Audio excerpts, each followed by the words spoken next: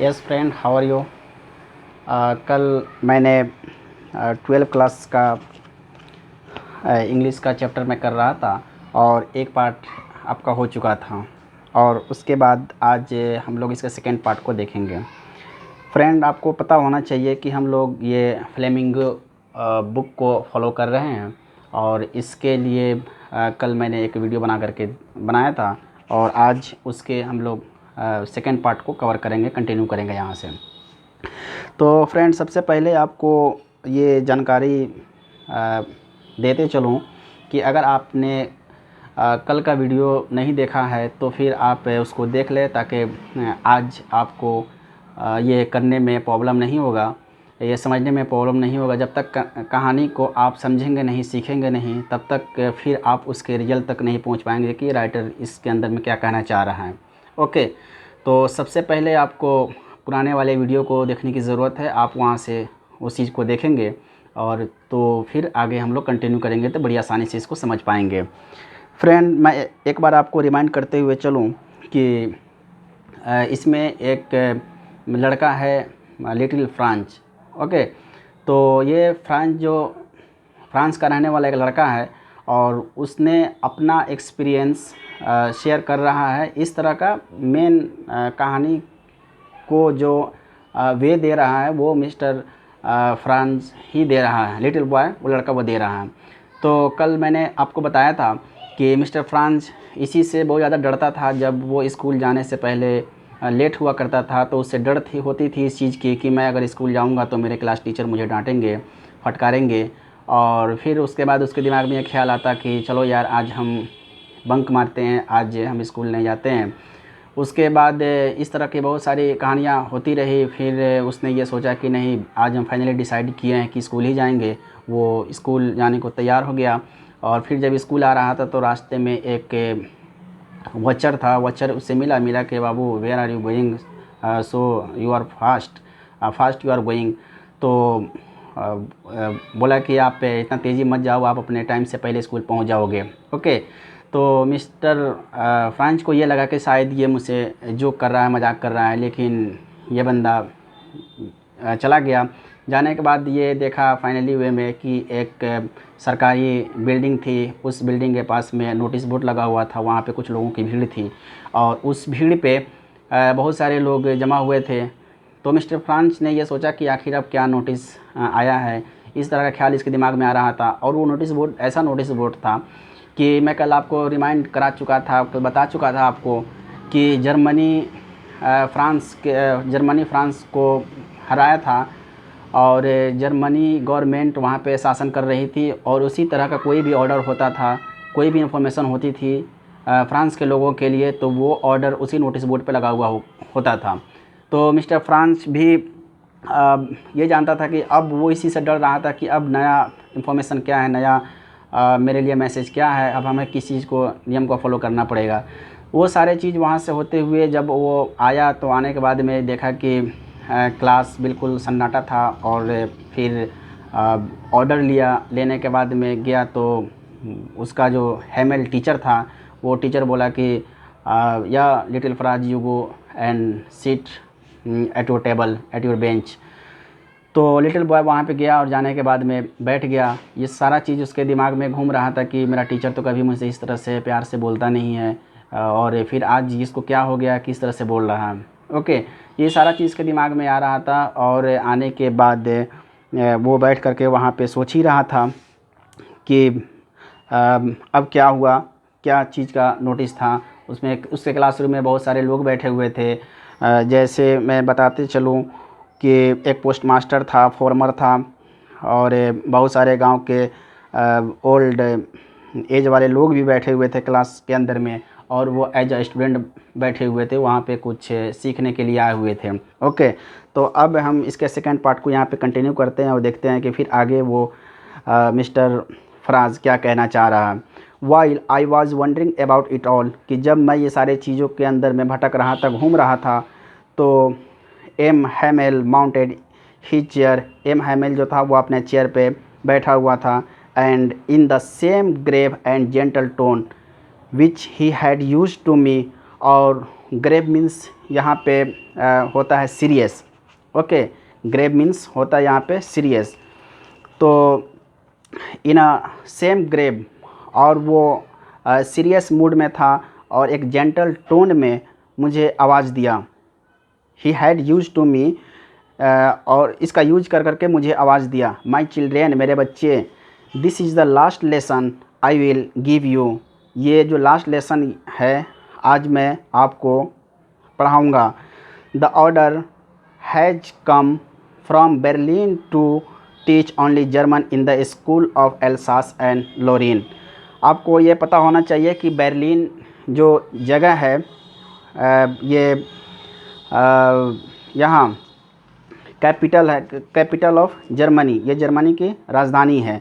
वहाँ से एक नोटिस आया था कि अल्सास और लोरीन में अब आज के बाद से फ्रांस नहीं सिखाया जाएगा, फ्रेंच लैंग्वेज अब नहीं सिखाया जाएगा। ये बर्लिन से नोटिस आया था।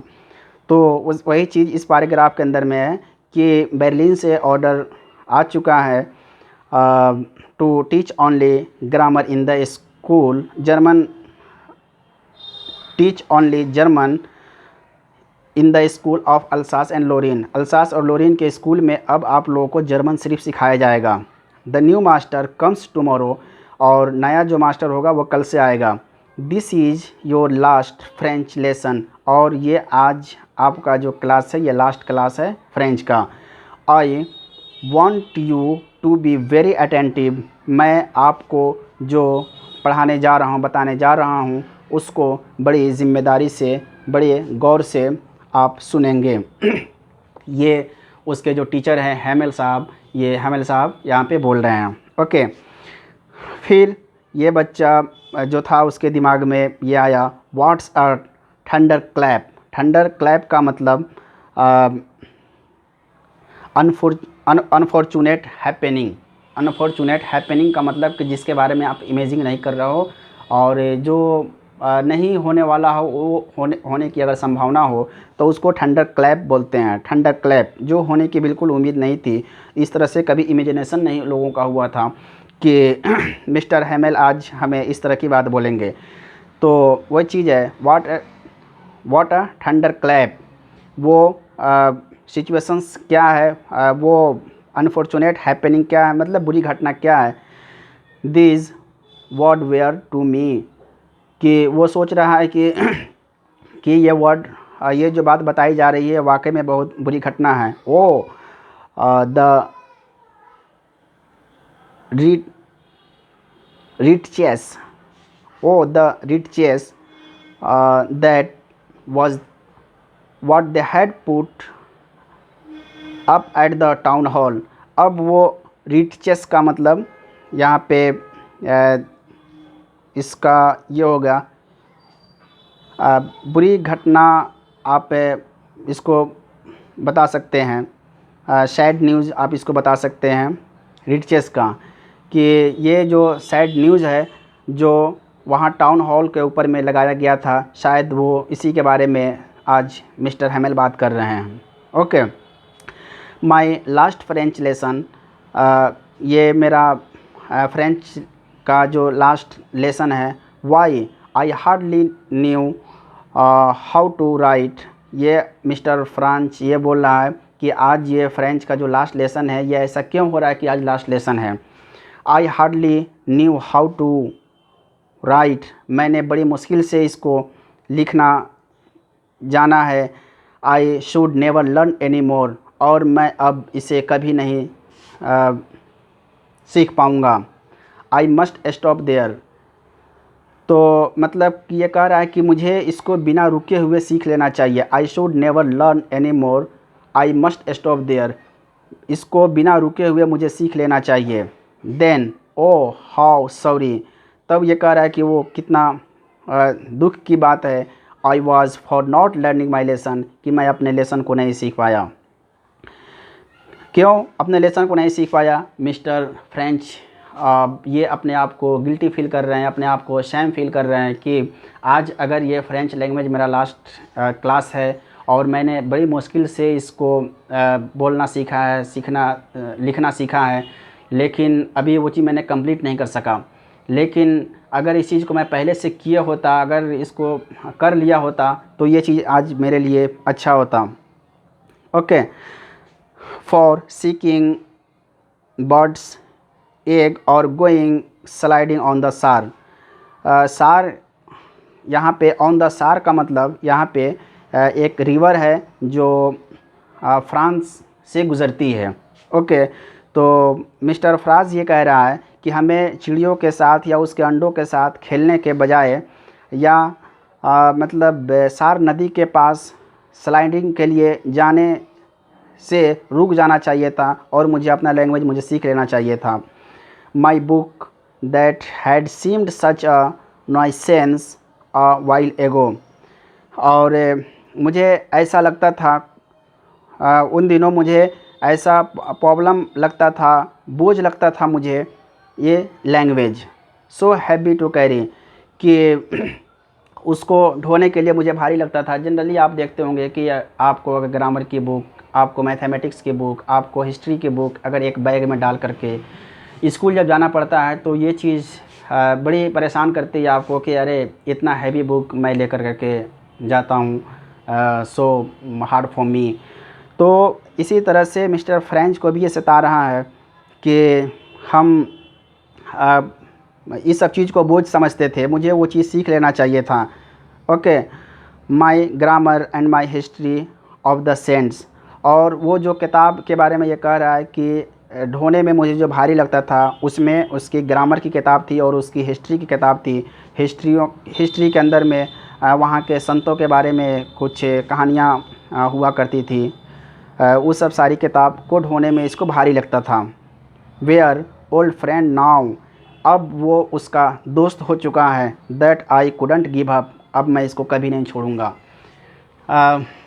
मिस्टर फ्रांस ये कह रहा है कि आज इसको ये पता चला कि आज आपका लास्ट फ्रेंच का क्लास है और आज के बाद से आपको ये लैंग्वेज नहीं सिखाया जाएगा और आपको जर्मनी सिखाने के लिए कोई दूसरा टीचर कल से आएगा। ओके, तो उस वक्त हर स्टूडेंट को ये फील होता है, उसकी अहमियत उस वक्त पता चलती है जब आप अपने टाइम को लॉस्ट कर चुके होते हो। जैसे अगर आपको कोई चीज़ करने के लिए दिया गया है, मौका दिया गया करने के लिए, अगर आप उसका यूटिलाइज़ नहीं कर पा रहे हैं, सडनली वो मौका अगर आपसे वापस ले लिया जाता है तो उस वक्त आपको ये फील होता है कि नहीं यार मुझे ये कर लेना चाहिए था, please give me a one chance again sir. आप उस वक्त एक्सक्यूज़ करते हो सर मुझे ये मौका फिर से दे दो, मैं इसी कर लूँगा। लेकिन सेम इसी तरह का फीलिंग इसके दिमाग में आ रहा था।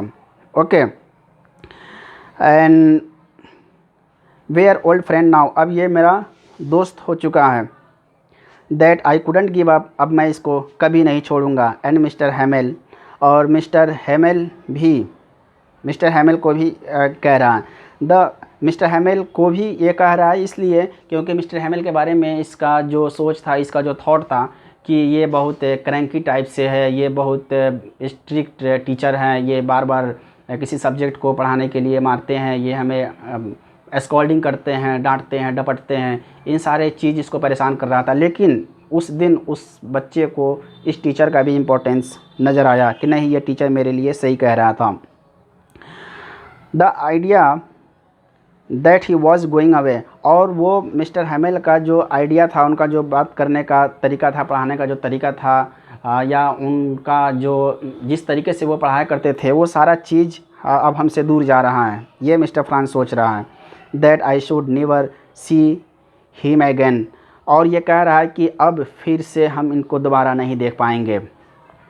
Made me forget all about his ruler and how cranky he was, ये कह रहा है कि इन सभी को भूलते हुए, उनके रूलर को भूलते हुए मुझे ये चीज़ सीख लेना चाहिए था, चाहे वो कितना भी क्रैंकी क्यों नहीं हो। क्रैंकी का मतलब शॉर्ट टेम्पर, कि वो ज़्यादा गुस्सा करने वाला इंसान था। हमें उनके बातों को सह लेना चाहिए था, हमें उनके बातों को सुन लेना चाहिए था, और सुन लेता तो आज मुझे वो चीज़ याद हो जाती, आज वो मुझे वो लैंग्वेज में सीख लिया होता।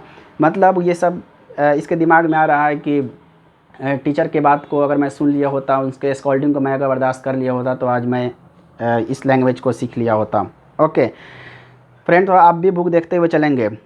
पुअर मैन यहाँ पे रिप्रेजेंट कर रहा है मिस्टर हैमेल को, वो जो टीचर है उनको।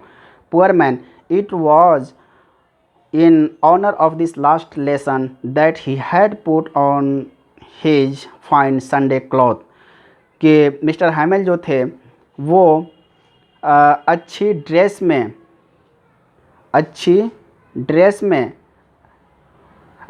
आए हुए थे, अच्छी ड्रेस में वो आए हुए थे। संडे क्लॉथ का मतलब कि स्पेशल ड्रेस होता है और हर आदमी संडे को एक अच्छा ड्रेस यूज करता है, तो इसीलिए संडे क्लॉथ यहाँ पे यूज़ किया। संडे क्लॉथ का मतलब अच्छे में।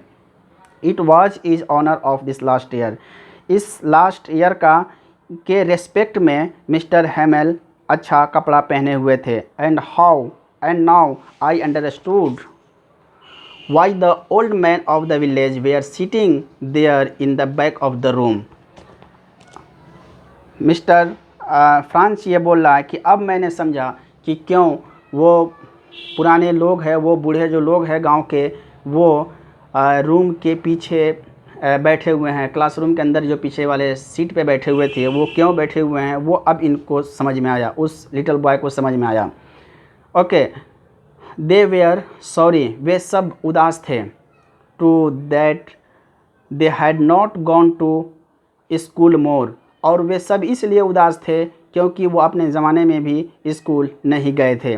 It was their way of thanking our master for his 40 years of faithful service and of showing their respect for the country that was theirs no more। और वे लोग जो वहाँ पे आए हुए थे अपने मास्टर को शुक्रिया अदा करने के लिए आए हुए थे, क्योंकि 40 साल से एक ईमानदारी के साथ में सेवा कर रहे थे, उसके देश के लिए सेवा कर रहे थे, लैंग्वेज को सिखाने का काम कर रहे थे। इसलिए सारे गांव वाले लोग उसको थैंक यू बोलने के लिए, शुक्रिया अदा करने के लिए वहाँ पे आए हुए थे, और अब वो नहीं रहेंगे आज के बाद से। ये इसलिए लोग वहाँ पे कलेक्ट हुए थे। while I was thinking of all this, जब ये सब चीज़ जब मैं सोच ही रहा था, I heard my name called, मैंने सुना कि मेरा नाम कोई बुला रहा है। It was my turn to recite, ये रिसीट का मतलब यहाँ पे ये हो रहा है कि ग्रामर सुनाने की बारी, मतलब उसका वर्क रहा होगा कि आज आपको ग्रामर सुनाना है, तो वो ग्रामर सुनाने के लिए उसके टीचर ने, मिस्टर हैमेल ने कॉल किया कि, तो वही सेंटेंस यहाँ पे यूज़ किया, it was my turn to recite, ये मेरी ग्रामर सुनाने की बारी थी। What would I not have given to be able to say that dreadful rule for the participles all through. Mister Franz ये कह रहा है कि मुझे वो सब कुछ, कि मुझे मैं सब कुछ देने के लिए तैयार हूँ, सब कुछ देने के लिए तैयार हूँ और सब कुछ कहने के लिए तैयार हूँ कि ड्रेडफुल का मतलब होता है यहाँ पे भयानक, ओके, ख़तरनाक, कि उस टफ रूल को, पार्टिसिपल्स के उस टफ रूल को मैं सीख लिया होता, उसके बदले में अगर मुझे कुछ देना होता, मुझे कुछ सुनना होता, मुझे कुछ कहना होता, तो मैं उस सभी चीज़ को सीख लिया होता, उस टफ ग्रामर के रूल को मैं सीख लिया होता। वेरी लॉडली एंड क्लियर, बहुत तेज़ से और क्लियर वे में उसको मैं बोलता, एंड विदाउट वन मिस्टेक, और बिना किसी गलती के। ओके, मिस्टर फ्रांस ये कह रहा है कि अगर इसके लिए मुझे कोई भी पनिशमेंट भी क्यों ना हो, अगर वो चीज़ होता तो मैं इसको दे करके कर लिया होता, और ताकि आज मुझे इस चीज़ का अफसोस नहीं होता कि मुझे फ्रेंच नहीं आता है। ये सारे चीज़ का ये अफसोस कर रहा है, अपने आप को ये गिल्टी फील कर रहा है। But I got mix up on the first word and stood there.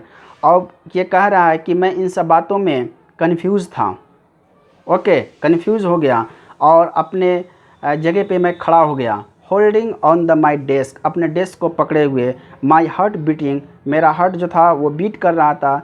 And not daring to look up, और मुझे ऊपर देखने की साहस नहीं हो रही थी। अपने टीचर से आंख मिलाने की मुझे साहस नहीं हो रहे थे। इस तरह का वो ये गिल्टी फील कर रहा था अपने आप को। I heard mister Hamel says to me, मैंने सुना कि मिस्टर हैमेल ने मुझे कुछ कहा। I will not scold you, मैं तुमको नहीं डांटूंगा। लिटिल फ्रांच, जो उसका नाम लेते हुए बोला मिस्टर हैमेल ने कि आज मैं आपको नहीं डांटूंगा। You must feel bad enough, आप ऑलरेडी बहुत बुरा फील कर चुके हो। I will not feel bad enough, okay, see how it is, ये देखो ये क्या है। Every day we have said to ourselves, कि हर एक दिन हम अपने आप से ये कहते थे, वाह I have plenty of time, I will learn it tomorrow, कि मेरे पास बहुत ज़्यादा टाइम है और मैं इसे कल सीख लूँगा। होता है ना कि जब स्टूडेंट को अगर कोई वर्क आप दीजिएगा करने के लिए, तो वो अपने आप को ये सोचेगा कि नहीं यार आज नहीं किए हैं, कल कर लेंगे, है ना टाइम कर लेंगे, वो टालते रहता है उस काम को। तो इस तरह का ये रिप्लाई मिस्टर हैमेल साहब दे रहे हैं उस बच्चे को। Okay, and now you see where we have come out, और अब आपका रिजल्ट आ चुका है। ओके, कम आउट का मतलब आपका रिजल्ट आना, कि आपने अपने टाइम को खो दिया, आपके पास कुछ बचा ही नहीं। तो वो चीज़ यहाँ पे बोल रहे हैं। ओ that's a great trouble with Alsace, ये जो पूरे अल्सास वालों का प्रॉब्लम है, ये सिर्फ तुम्हारा प्रॉब्लम नहीं है, ये पूरे अल्सास वालों का प्रॉब्लम है। See puts off learning still tomorrow, और ये सब बोल रहे थे कि कल सीख लेंगे। Now those fellows out there will have the right to say to you. Those fellows का मतलब ये कि जर्मन के अंदर में उस सोल्डर की बात कर रहा है राइटर। दोज फेलोज़ मतलब वो सोल्डर, वो सिपाही जो जर्मनी के अंदर में है, वो अब आपसे ये पूछेंगे,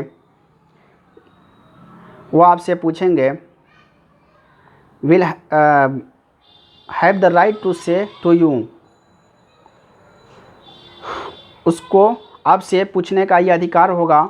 वो आपसे पूछेंगे हाउ इट इज़, ये कैसे हुआ। यू प्रीटेंड का मतलब दिखावा, शो ऑफ, दिखावा। प्रीटेंड का मतलब शो ऑफ, दिखावा। हाउ इज़ इट, ये कैसा तुम्हारा दिखावा है। टू बी फ्रेंचमैन होने का ये आपका कैसा दिखावा है। एंड ये too can neither speak nor write your own language, जब तुम अपने भाषा को न तो बोल सकते हो और न लिख सकते हो, तो फिर आपको फ्रेंच होने का कैसा दावा है। ये टीचर बोल रहा है वहाँ के लोगों से, वहाँ के बच्चों से, कि अगर आपसे कोई सोल्डर, जर्मनी का सोल्डर ये पूछेगा कि आप ये दावा करते हो कि मैं इस कंट्री का हूँ, ये मेरा देश है, ये मेरा कंट्री है, जब तुमको अपना लैंग्वेज नहीं बोलना आ रहा है, अपना लैंग्वेज नहीं लिखना आ रहा है, तो आप ये कैसे दावा करते हो, ये कैसा दिखावा करते हो कि ये चीज़ आपका अपना कंट्री है। Okay, but you are not the roast. ये टीचर इसमें ये बता रहा है कि इसमें गलती आपकी नहीं है। पुअर लिटिल फ्रांच, उस लड़के का नाम लेते हुए, we have all great deals to reproach ourselves with. इस ग्रेट डील का मतलब कि बहुत बड़ा जो डील होता है, उस बड़े डील को, मतलब उस बड़े प्रॉब्लम को, रिप्रोच मीन्स ब्लेम। वो ये कह रहे हैं कि इस सब के लिए हम सब जिम्मेदार हैं। रिप्रोच मीन्स होता है ब्लेम, दोषी। ओके, तो राइटर यहाँ पे हैमेल यहाँ पे ये कहना चाह रहे हैं कि इस सब चीज़ के लिए हम सब खुद जिम्मेदार हैं, हम सब के सब जिम्मेदार हैं। Your parents were not anxious enough to have you learn, कि आपके पेरेंट्स ने कभी आपको आपके लिए चिंता नहीं किया कि आपको ये लैंग्वेज सीखना चाहिए। आपके पेरेंट्स को भी चिंता करने की ज़रूरत थी कि आपको वो लैंग्वेज आ जाए। They prefer to put you to work on a farm और एट द मील। वे हमेशा आपको ये प्रेफर करते रहे कि आप जाओ काम करो खेतों के अंदर में और मिल्स के अंदर में। So as to have a little more money, इसके लिए आपको कुछ पैसे मिलेंगे। Okay, I have been to blame also, और उसके बाद ये टीचर कह रहा है कि मैं भी अपने आप को ये ब्लेम करता हूँ, अपने आप को दोषी मानता हूँ। Have I not often sent you to water my flower instead to learning your lesson. Mister Hamel ये कह रहे हैं कि हम भी अपने आप को दोषी मानते हैं, क्योंकि अक्सर मैंने तुमको मेरे फ्लावर के अंदर में पानी डालने के लिए बोलता था, जबकि तुमको अपना लैंग्वेज सीखना चाहिए था। And when I wanted to go finish fishing and when I wanted to go fishing did I not just give you a holiday. और जब मैं ये चाहता था कि मुझे फ़िशिंग के लिए जाना चाहिए था, मछली के शिकार के लिए जाना चाहिए था, तो मैं उस दिन आपको छुट्टी दे दिया करता था। तो इस तरह से मिस्टर जो हैमेल थे वो भी अपने आप को गिल्टी फील कर रहे हैं, और वो भी ये कह रहे हैं कि इसके लिए न तो तुम ज़िम्मेदार हो, न तुम्हारे पेरेंट्स ज़िम्मेदार है, सिर्फ उसके लिए हम भी ज़िम्मेदार हैं, हम सब इस चीज़ के लिए ज़िम्मेदार हैं। ओके फ्रेंड, तो आज हम लोग इस चैप्टर के इतने पैराग्राफ तक हम लोग आज कवर करेंगे, फिर हम लोग देखते हैं इसके नेक्स्ट सेशन में, नेक्स्ट वीडियो में। Thank you for this, for watching me.